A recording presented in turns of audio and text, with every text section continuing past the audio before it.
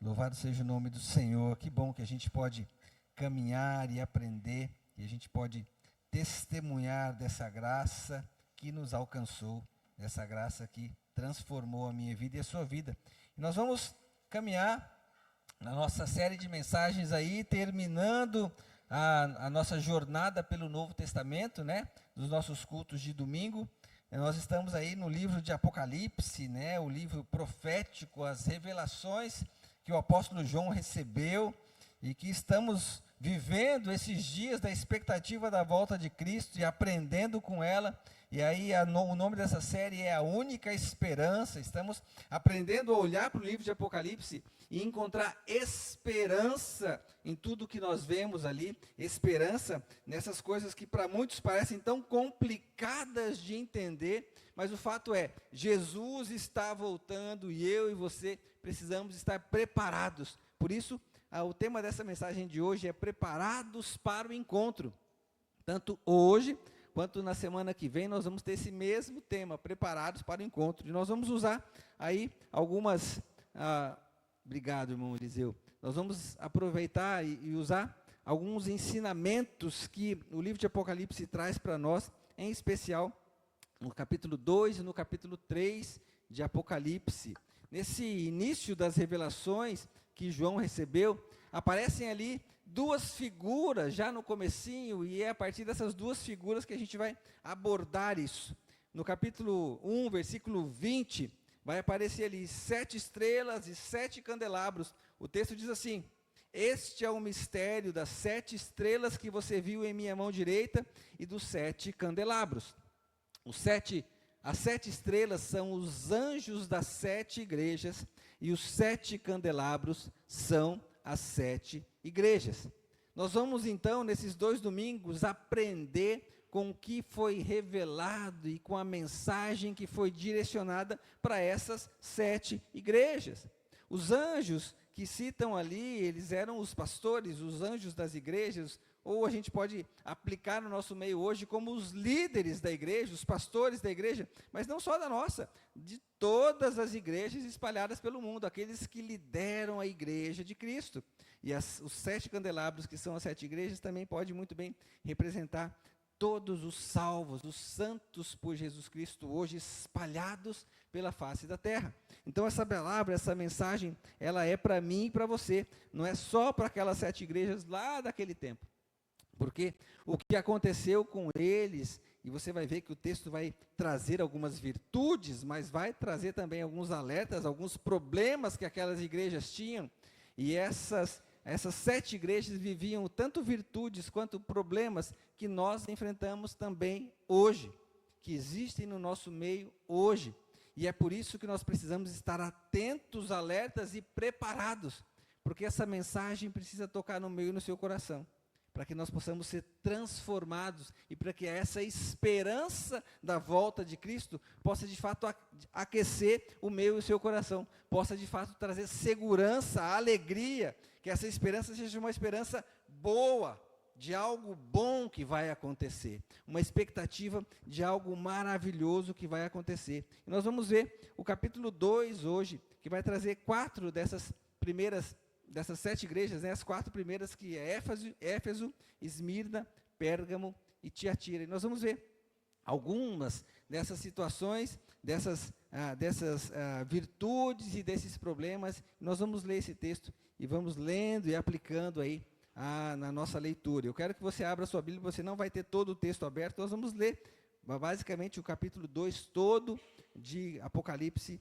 juntos, mas nós vamos lendo e aplicando, e eu quero desafiar você aí a acompanhar na sua Bíblia. Alguns textos vão aparecer e outros não, então acompanhe e fique com a sua Bíblia aberta, Apocalipse capítulo 2. Antes vamos orar mais uma vez. Senhor, obrigado por esse privilégio de sermos ministrados pela Tua Palavra. E agora nesse momento nós clamamos para que o Teu Santo Espírito, esse mesmo Espírito que trouxe essa revelação maravilhosa para João, possa também se revelar aos nossos corações pela sua palavra, transformar e nos fazer enxergar aquilo que o Senhor está nos mostrando nessa noite. Trabalha e fala com liberdade no nosso coração, assim nós oramos, no precioso nome de Jesus Cristo. Amém. Amém. Então abra aí a sua Bíblia em Apocalipse capítulo 2, nós vamos ler a partir do versículo 1 até o versículo 7, em especial, que está trazendo a primeira carta, a primeira igreja mencionada, que é a igreja de Éfeso. Então nós vamos lendo e vamos meditando aí em algumas dessas virtudes e vamos entender que tipo de ponto, que tipo de problema acontecia ali. Ao anjo da igreja em Éfeso escreva, capítulo 2, versículo 1. Estas são as palavras daquele que tem as 7 estrelas em sua mão direita e anda entre os 7 candelabros de ouro. Conheço as suas obras, o seu trabalho árduo e a sua perseverança. Sei que você não pode tolerar homens maus que pôs à prova os que dizem ser apóstolos, mas não são, e descobriu que eles eram impostores. Você tem perseverado e suportado sofrimentos por causa do meu nome e não tem desfalecido. Até aí por enquanto, versículo 3. Nós percebemos que essa palavra que João recebe para ser revelado ali àquela igreja, enviado como uma carta a essa igreja, traz algumas virtudes interessantes que aquela igreja vivia. E é interessante essa expressão, conheço as suas obras. Você já parou para pensar que o Senhor conhece exatamente o que está no seu coração, o que você faz e o que você deixa de fazer?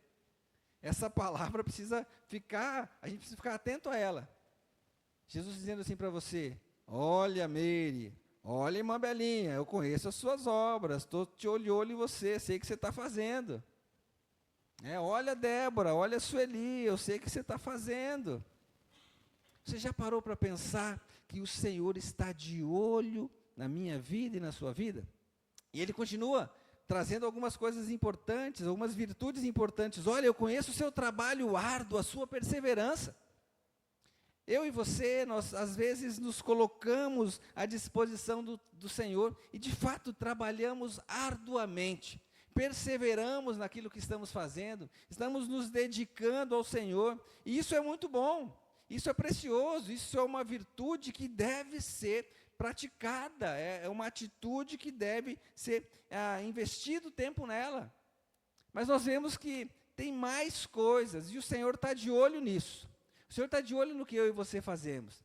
Você tem servido e tem trabalhado arduamente e com perseverança na obra do Senhor, naquilo que o Senhor chamou você para fazer? Ou você tem trabalhado muito arduamente e perseverante em tantas outras coisas e deixado a obra do Senhor de lado? Por mais que seja uma virtude, é um alerta para mim e para você. E ele continua dizendo assim, sei que você não pode tolerar homens maus, que pôs à prova, os que dizem, e pôs à prova, os que se dizem ser apóstolos, mas não são, e descobriu que são impostores. Eu e você precisamos estar atentos àqueles que estão à nossa volta, homens e mulheres que se dizem conhecedores, que se dizem apóstolos. Nem vou entrar nesse tema, né? Esses dias eu falei sobre esses dias eu recebi um apóstolo aí que queria fazer umas coisas aí, mas eu não estou nem querendo falar dessas pessoas, mas quantos perto de mim e de você, que se posicionam como grandes conhecedores. Cuidado, você pode estar cercado por impostores. Você precisa estar atento, alerta. E como é que você sabe? Como é que você reconhece aqueles que não são genuinamente verdadeiros discípulos de Jesus, chamados por Jesus? Eu gosto sempre de pensar que para conhecer o que é falso, eu não tenho que estudar o falso. Eu tenho que conhecer o verdadeiro. Se eu sei o que é verdade, se eu conheço a verdade e como deve se comportar quem é verdadeiro discípulo de Jesus, vai ser muito fácil eu descobrir quem é falso, não é verdade? Muito fácil. Mas muitas vezes a gente quer ficar estudando o falso, estudando como é que ele faz, como é que ele se comporta, como é que eu posso pegar um desvio de alguma conduta, de alguma coisa. Para de estudar o que não presta, para de querer aprender com o que é errado, só para você identificar o que está errado. Foca no que é verdadeiro, foca no que é a verdade principal da palavra do Senhor.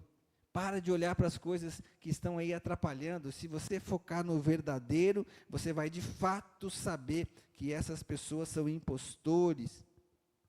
Porque você conhece a verdade, você vive pela verdade, você é guiado pela verdade.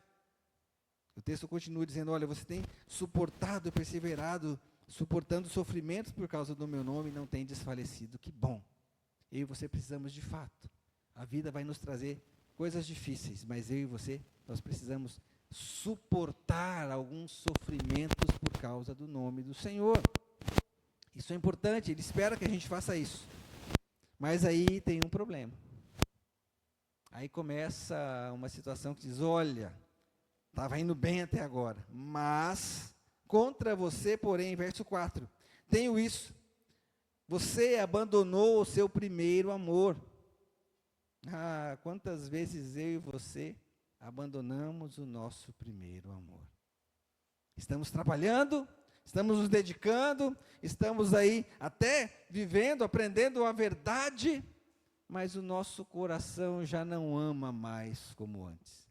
Eu já faço mais por um mero rito religioso, eu já faço mais por uma mera rotina, e não tenho mais aquele amor que eu tinha. Não tenho mais aquela paixão por Jesus. Eu não tenho mais aquela expectativa. Eu até vou fazendo, até trabalho muito, mas o amor já não é mais o mesmo. E aí nós vemos algo interessante, que a gente começa a aprender aqui. E o texto diz assim, lembre-se de onde caiu, arrependa-se e pratique as boas obras que praticava no princípio. Se não se arrepender, virei a você e tirarei o seu candelabro. Essa é uma advertência, vai aparecer esse versículo aí para você. Lembre-se de onde você caiu. Sabe, esse amor precisa ser retomado no seu coração. Lembre do que tirou de você esse amor e essa disposição de servir. Você continua servindo, mas não com o mesmo amor, não com a mesma disposição. Onde foi que você caiu? O que foi que fez você perder esse entusiasmo? A gente muitas vezes fala para quem aceita Jesus, para tomar cuidado com um crente mais velho, com um crente mais antigo. Porque quem aceita Jesus normalmente vem com fogo, né? E quer falar de Jesus, e está ali animado para falar de Jesus, e aquela transformação que teve na vida dele, ele está assim, o amor está lá em cima, né? Aí chega, desculpa a expressão, um crente velho encardido do lado dele, e olha e fala assim, que bom que você está assim, mas olha, não se acostuma não, eu já fui assim que nem você, passa. Oportunidade de ficar quieto, né? Perdeu a oportunidade de ficar quieto. Eu e você precisamos nos lembrar de onde nós caímos. O que foi que começou a tirar e minar o amor de você? A frustração com uma liderança, a frustração com o irmão do lado, o desapontamento. Onde foi que o amor começou a esfriar? Eu e você precisamos retomar esse amor. E sabe, tem mais uma coisa que o texto diz, e continua dizendo, mas há uma coisa a seu favor, versículo 6, você odeia a prática dos nicolaítas, como eu também odeio. E aqui tem mais algo a favor dessa igreja. Eu não sei se você sabe, mas os nicolaítas eram um grupo de pessoas, tem alguns estudos aí sobre a origem deles, mas de fato o que acontece é, eles eram um grupo de pessoas que estavam ali no meio dos irmãos, estavam ensinando práticas que não eram mais aceitas, ou eu estava ensinando que, por exemplo, comer a comida oferecidas aos ídolos não era problema, você se envolver em orgias sexuais, em coisas que iriam trazer ali imoralidade sexual, não tinha muito problema. Esses eram os nicolaítas. Pessoas que às vezes estavam deturpando a verdade do evangelho no meio daquelas pessoas. Mas essa igreja, diferente de uma outra que nós vamos ver daqui a pouquinho, essa igreja não tolerava essas pessoas. Não aceitava. Por isso eu e você precisamos ficar atentos. Mas existe uma recompensa que o versículo 7 traz para nós. E ele diz assim, aquele que tem ouvidos para ouvir, ouça o que o Espírito diz às igrejas. Ao vencedor darei o direito de comer da árvore da vida que está no paraíso de Deus. Se você perseverar e vencer, você vai ter o direito de comer da árvore da vida. Você lembra da árvore da vida? Onde que a árvore da vida aparece? Lembra lá de Gênesis? Quando Eva peca, ela come qual fruto? Lembra? Hã? A da árvore do conhecimento do bem e do mal. E por que Deus os tira do jardim? Para que justamente eles não comessem do fruto da árvore da vida. O texto lá em Gênesis 3, 22, diz assim, olha, agora que o homem já conhece o bem e o mal como nós não podemos deixar que ele coma agora do fruto da árvore da vida, senão ele vai viver eternamente pecador. Ali, naquele momento, Deus já tinha um plano de redenção pronto para mim e para você. Mas aquele que vencer vai ter o direito de comer do fruto da árvore da vida que está no paraíso de Deus. Então vale a pena estar preparado, vale a pena você se manter firme, vale a pena você retomar o seu primeiro amor e você perseverar firme, preparado. Mas tem a segunda igreja, que é essa igreja de Esmirna. A partir do versículo 8, nós vamos continuar lendo. Nós vamos ter alguns pontos de virtude, algum problema que aquela igreja também tinha. E aí ele segue ao anjo da igreja em Esmirna, versículo 8. Está dito assim, ao anjo da igreja em Esmirna, escreva: estas são as palavras daquele que é o primeiro e o último, que morreu e tornou a viver. Conheço as suas aflições e a sua pobreza, mas você é rico. Deus conhece as aflições, a pobreza, a perseguição que muitas vezes nós sentimos. Mais uma vez a expressão aqui, eu conheço, eu estou olhando para você. Mais uma vez a expressão, olha, não se preocupa, eu sei do que está acontecendo na sua vida. Eu sei que você talvez não esteja conseguindo tudo o que você quer. Eu sei que você está passando por dificuldade financeira. Eu sei que você está passando por lutas, por aflições. Eu sei que você está enfrentando enfermidade. Eu sei que você está enfrentando, muitas vezes, a pressão de pessoas que estão sendo contrárias a você. Mas calma, eu conheço você. Eu sei que você está sofrendo tudo isso. Fica calmo. E o texto diz, mas você é rico. Não se preocupe, porque tem algo preparado para você que é muito maior do que esses sofrimentos momentâneos, essa perseguição, essa pobreza que você está vivendo, essas aflições. Você já se deu conta que tem algo preparado para você, que é muito maior do que você tem vivido? E talvez você não esteja vivendo tanto sofrimento e tanta aflição assim. Você fala assim, mas a minha vida é boa. Que bom, louvado seja o nome do Senhor, mas tem algo ainda melhor para você. Não se compara o que Deus tem para você, por melhor que você viva. Não se compara o que está preparado para mim e para você. Mas ele traz também algum problema dessa igreja. E aí o problema é, continuando o versículo 9, conheço a blasfêmia dos que se dizem judeus, mas não são, sendo antes sinagoga de Satanás. Uau, que palavra pesada! E que problema complicado essa igreja enfrentava. Pessoas que blasfemavam contra o Senhor. E você sabe o que é blasfêmia? É qualquer palavra que é contrária ao nome do Senhor. Qualquer palavra que denigre o nome do Senhor. Você sabia que eu e você podemos blasfemar não só com palavras, mas com as nossas atitudes? Quando você faz uma brincadeirinha, quando você ridiculariza algo, quando você faz uma chacotinha com alguma coisa, e muitas vezes ali está o nome do Senhor. Muitas vezes no nosso meio tem pessoas que fazem isso. Pessoas que olham e começam a tirar o sarrinho uma da outra, começa a fazer com que o nome do Senhor muitas vezes acaba sendo envergonhado, e não só no nosso meio, muitas vezes aí fora. Quantas vezes você chegou perto de uma rodinha de amigos não cristãos que estavam fazendo uma piadinha e ao invés de você sair dela, você ainda deu risada e participou com eles? Sabe, isso é o que o Salmo 1 diz, que nós estamos no meio da roda dos escarnecedores. E muitas vezes, eu e você,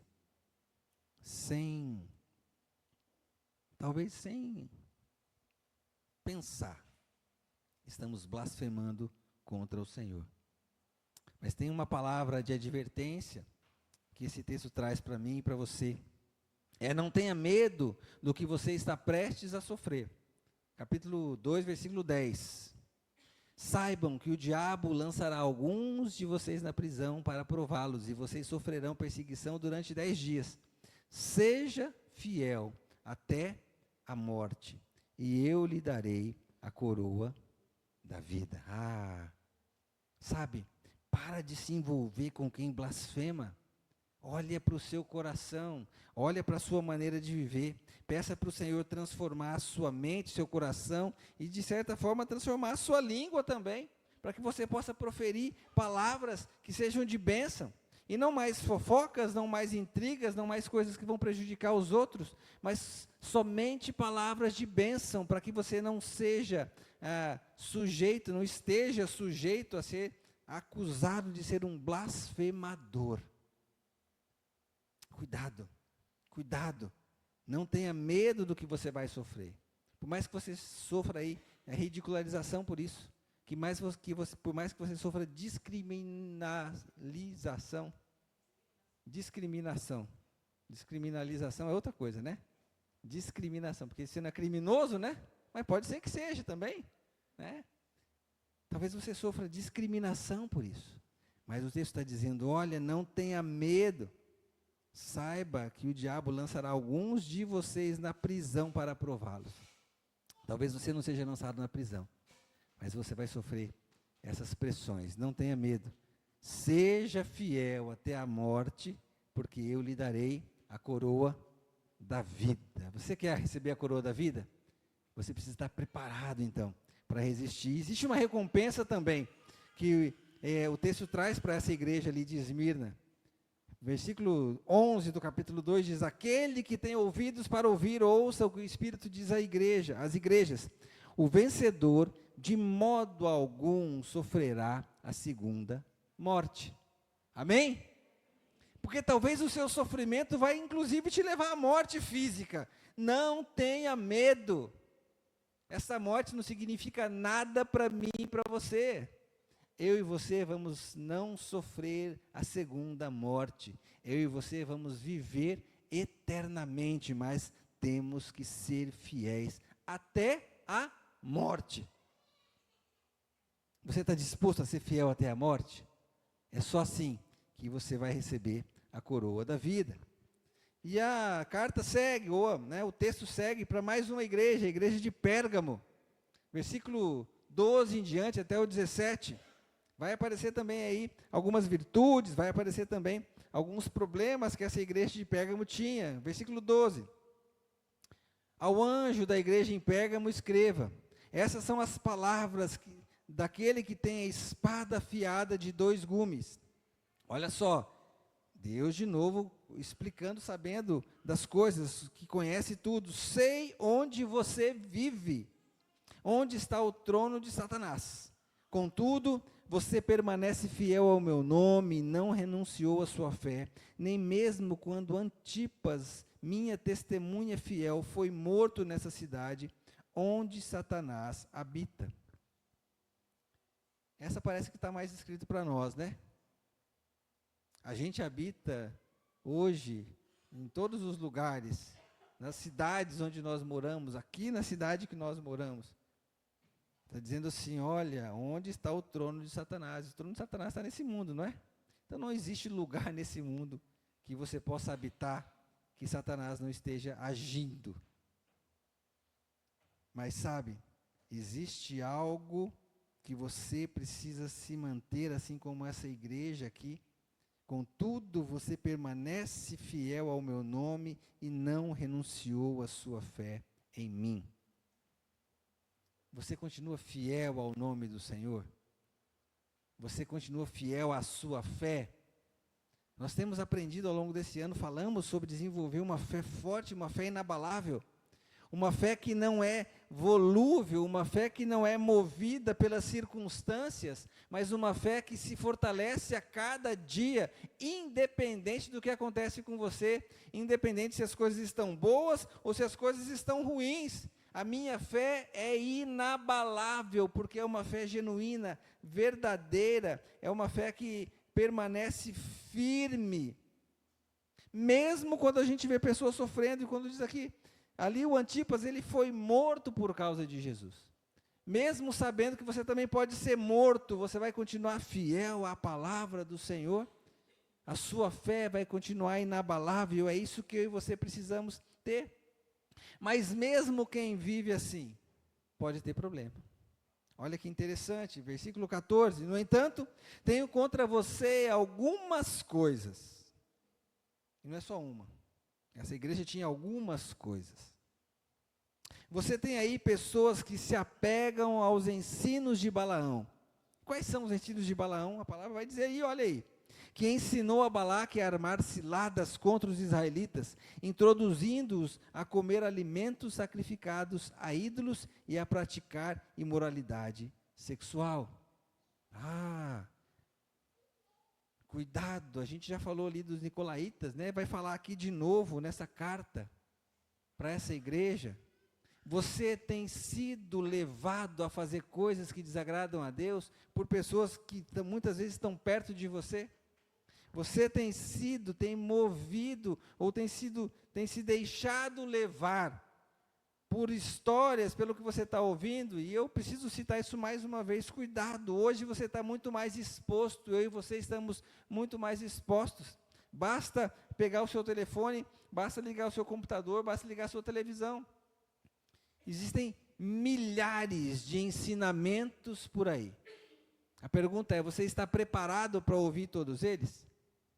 E muitas vezes a gente vai e liga com tanta boa vontade, e você nem sabe que você está sendo enganado. Você está sendo levado, induzido a cometer pecados justamente por você se deixar levar por esses falsos ensinamentos. E o pior é que muitas vezes você ouve lá e traz para cá. Mas aqui na nossa igreja está tudo errado. Ali eu ouvi o pastor YZ falando que lá tem que funcionar assim. Ou o pregador X falando. Cuidado. Cuidado com o que você está ouvindo, dando ouvidos a esses ensinamentos, se apegando ao que a palavra de Deus aqui diz. De igual modo, vocês têm também os que se apegam aos ensinos dos nicolaítas. Mais uma vez, a mesma coisa. Portanto, e aí vem uma advertência importante para nós, portanto, arrependa-se, senão virei em breve até você e lutarei contra eles com a espada da minha boca. Cuidado, se você é um desses infiltrados, cuidado. Alguém vai lutar com você. E esse alguém não sou eu. Esse alguém não é nenhum de nós. Esse alguém é aquele que tem a palavra afiada de 2 gumes. E que vai expor você. E vai expor aquilo que está no seu coração. Portanto, arrependa-se, existe uma saída. Ouça o que o Espírito diz às igrejas, é o que está dizendo aqui, quem tem ouvidos para ouvir, ouça. Existe uma saída, arrependa-se, enquanto há tempo. Arrependa-se do que você está fazendo, arrependa-se dos seus maus hábitos, dos seus maus costumes, arrependa-se de estar dando ouvido a quem você não deve ouvir. Ouça somente a palavra, busque a palavra.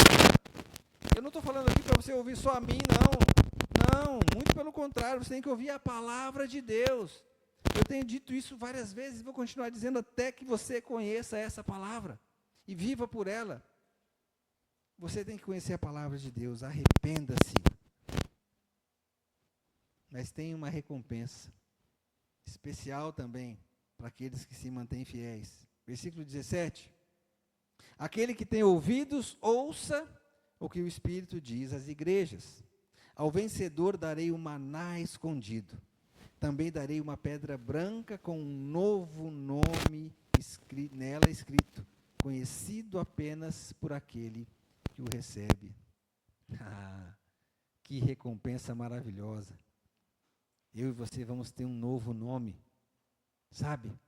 Se o teu nome era um nome que tinha a ver com o seu pecado, que tinha a ver com a sua prática, você arrependido vai receber um novo nome.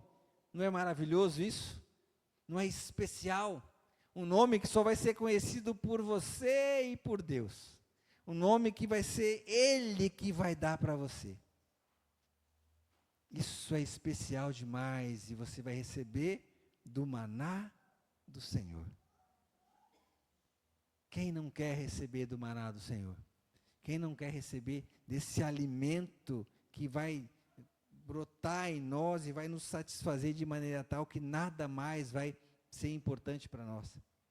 Nada mais vai nós não vamos precisar de nada mais, a não ser desse maná do Senhor.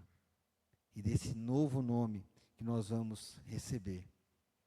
E a última igreja que esse capítulo traz para nós é a igreja de Tiatira, que também vai trazer algumas virtudes, mas também vai apontar alguns problemas. Versículo 18, ao anjo da igreja em Tiatira escreva: estas são as palavras do Filho de Deus, cujos olhos são como chama de fogo e os pés como bronze reluzente. De novo, conheço as suas obras. E aí algumas virtudes: o seu amor, a sua fé, o seu serviço, a sua perseverança. Sei que está fazendo mais agora do que no princípio. Só coisa boa.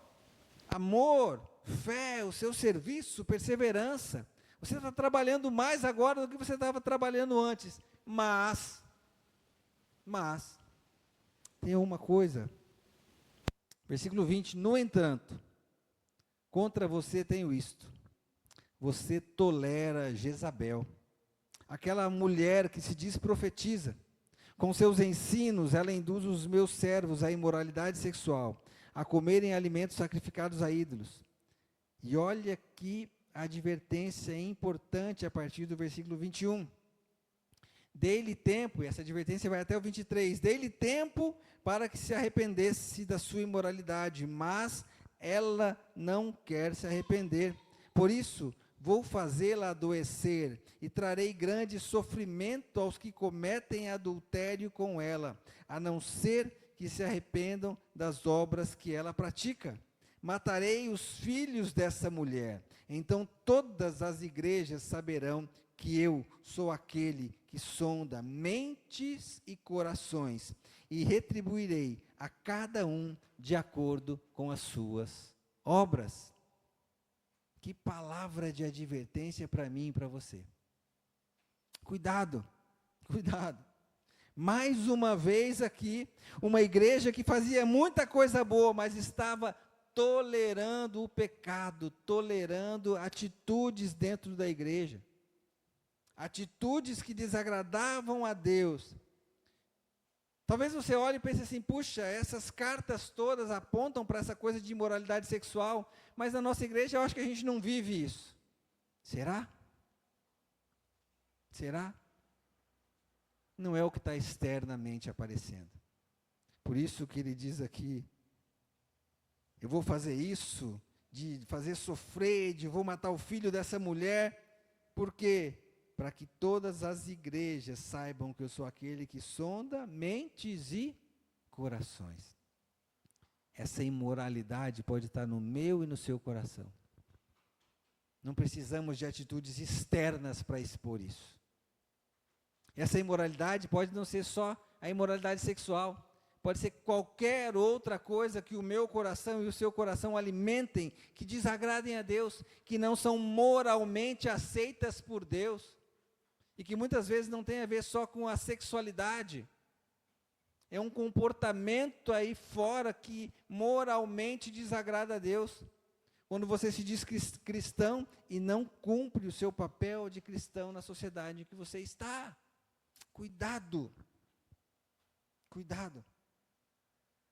O Senhor é aquele que sonda mentes e corações e retribuirá a cada um de vocês de acordo com as suas obras. Mas é interessante que ele traz uma palavra de esperança, e aí nós temos que nos apegar a essa palavra de esperança, claro que olhar para o nosso coração, claro que sondar o nosso coração e ter o coração transformado. Mas o versículo 24 e 25 diz assim: aos demais, ou seja, aqueles que não têm esse envolvimento, que não toleram, que têm a sua vida limpa, aos demais que estão em Tiatira, a vocês que não seguem a doutrina dela e não aprenderam, como eles dizem, os profundos segredos de Satanás, digo, não porei outra carga sobre vocês, tão somente apeguem-se com firmeza ao que vocês já têm, até que eu venha. Aquele que vencer, já é a recompensa, aquele que vencer, e fizer a minha vontade até o fim, darei autoridade sobre as nações, ele as governará com um cetro de ferro, e a despedaçará como um vaso de barro, e eu lhe darei a mesma autoridade que recebi do meu Pai. Também lhe darei a estrela da manhã. Aquele que tem ouvidos para ouvir, ouça o que o Espírito diz às igrejas. Como é que está o seu ouvido? Você está tendo ouvidos para ouvir? Ou você está tendo ouvidos e se fazendo de surdo? Qual é o seu movimento? Sabe, se nós tão somente nos apegarmos com firmeza ao que nós já temos e aguardar com esperança a volta de Cristo, nós vamos receber a autoridade sobre as nações. Nós vamos também com o Senhor governar. E o texto diz que Ele nos dará a mesma autoridade que recebeu do Pai. Eu e você precisamos viver por essa esperança. Mas para isso eu e você precisamos estar prontos, preparados para esse grande encontro. Você está se apegando com firmeza à fé que você professa? Você está se apegando com firmeza aos ensinos dessa palavra? Ou você tem simplesmente vivido a sua vida? E vivido de maneira influenciada por tantas situações e circunstâncias? Tantos Balaões, tantos Nicolaitas, tantas Jezabelitas. Será que existe essa palavra? Né? E tantas outras coisas que Satanás usa no mundo ao nosso redor para tirar de nós o nosso foco, o nosso olhar, a nossa expectativa da volta de Cristo. Essa expectativa não pode se acalmar, não pode morrer, não pode deixar de existir no meu e no seu coração. Se você não acordar amanhã de manhã, e uma das primeiras coisas que lhe vier à mente é: Jesus pode voltar hoje, deixa eu fazer a minha parte. Jesus pode voltar hoje, eu preciso estar preparado. Isso precisa ser um alerta diário para a minha vida e para a sua vida. E a aplicação para que a gente possa de fato estar preparado, a partir do que nós lemos, é: quais têm sido as virtudes que o Senhor tem encontrado na sua vida? Quais têm sido os pontos fortes, positivos, que Ele tem encontrado na sua vida? Ele vai dizer assim: olha, eu estou de olho em você, eu tenho encontrado fé, amor, perseverança, trabalho árduo, eu tenho encontrado você firme, sem se deixar levar pelas influências. O que o Senhor tem visto na sua vida que mostra que você está de fato preparado para esse encontro? O que você pode apresentar para o Senhor? Mas também, quais são os problemas ou os pontos negativos que o Senhor pode estar apontando para você? Será que você tem dado ouvido a tudo ao seu redor? Será que você tem se deixado pressionar pelas inquietações da vida? O que o Senhor vai poder usar de acusação contra você? Contra você, porém, eu tenho o quê? Como está o seu coração? O que está brotando dentro do seu coração? Quero convidar você a baixar a sua cabeça, a fechar seus olhos e a olhar. Enquanto você está de cabeça baixa, eu quero só reforçar na sua mente o que você pode ganhar por estar preparado. Eu não quero reforçar aqui os pontos negativos. Os pontos negativos eu quero pedir para que você em oração abra de fato a mente e deixe, permita o Espírito Santo trabalhar e apontar para você o que precisa mudar. Mas se você se arrepender, e se você mudar, eu quero dizer para você o que você vai ganhar. Quais são as recompensas preparadas para você, a partir do que nós aprendemos hoje. A palavra de Deus diz assim para você: aquele que tem ouvidos para ouvir, ouça o que o Espírito diz às igrejas. Ao vencedor darei o direito de comer da árvore da vida, que está no paraíso de Deus. Aquele que tem ouvidos para ouvir, ouça o que o Espírito diz às igrejas. Ao vencedor, de modo algum, sofrerá a segunda morte. Aquele que tem ouvidos para ouvir, ouça o que o Espírito diz a nós aqui, igreja. Ao vencedor darei o maná escondido.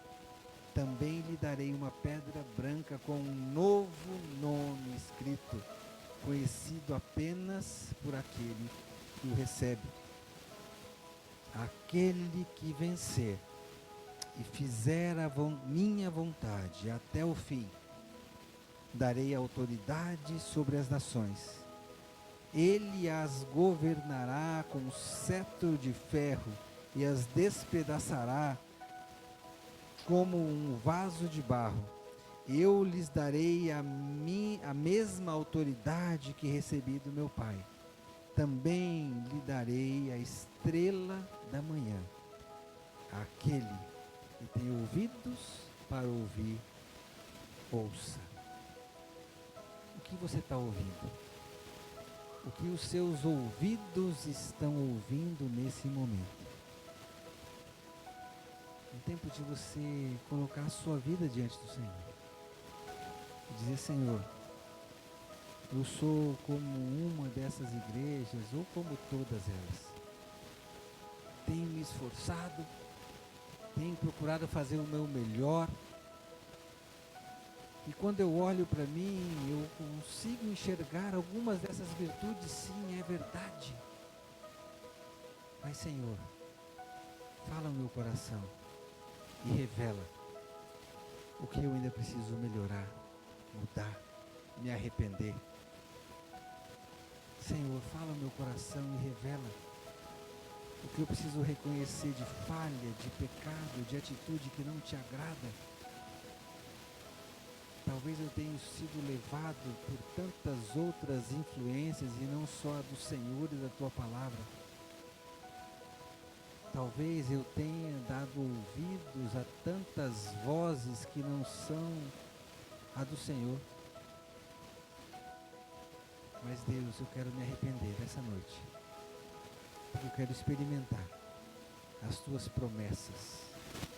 Eu quero estar preparado para a Tua volta, Jesus. Se for agora, Se for amanhã, não importa quando for, dia após dia eu quero estar preparado até que o Senhor venha. Porque o Senhor é o meu Deus. O Senhor é quem me guia. O Senhor é o alfa. O Senhor é o ômega. O Senhor é o princípio. O Senhor é o fim. Nós vamos cantar uma canção. E você em oração. Continue colocando a sua vida diante do Senhor.